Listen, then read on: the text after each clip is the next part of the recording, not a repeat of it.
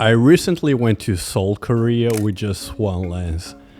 Not a wide lens, not a travel zoom, just a 75mm.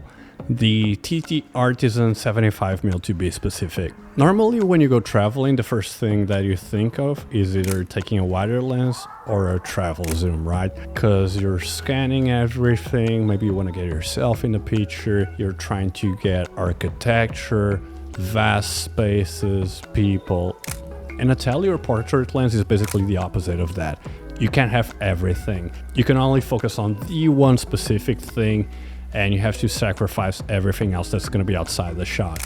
And at first it felt kind of weird, but when you get used to shooting with a tele like this, it's honestly a really different experience, and I think it made for a very interesting and different travel photo album coming back than a more typical field of view would have been.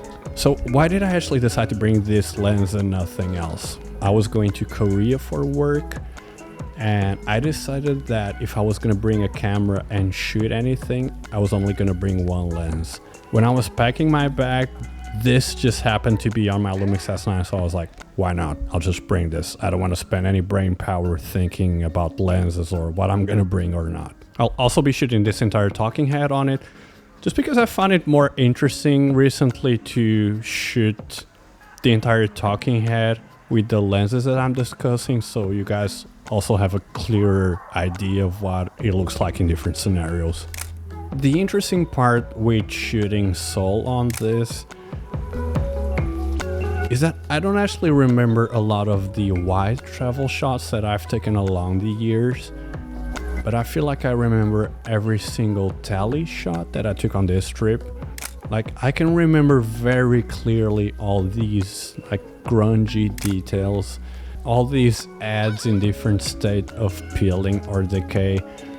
And I think that's kind of why it stays with you, because you're not necessarily taking a shot that, 200 people are taking the same day, but you're kind of picking out a very exclusive part that for some reason capture your attention. Of course, this is not to say that shooting with a tele is inherently better or it's gonna solve all your travel photography.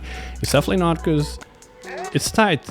If you're in inside spaces, whether that be galleries or museums, there's only so far you can back off until you bump into a wall. And if you don't have enough space to get the shot you wanted in the first place, well, that's basically, you're screwed. So you're not getting that shot, you better think of something else. That aside, halfway into the trip, I basically just gave up on environmental shots and basically just went full in onto details and just peeking these tiny things that I actually cared about or wanted to focus on. Seoul was absolutely amazing. It's a very fun city to visit and shoot. I wish I had more time there. I'll definitely be going back. And shooting on this was a very interesting experience. Shooting on a wide lens basically gives you everything. It gives you the whole context. And shooting on a tele basically only gives you the details.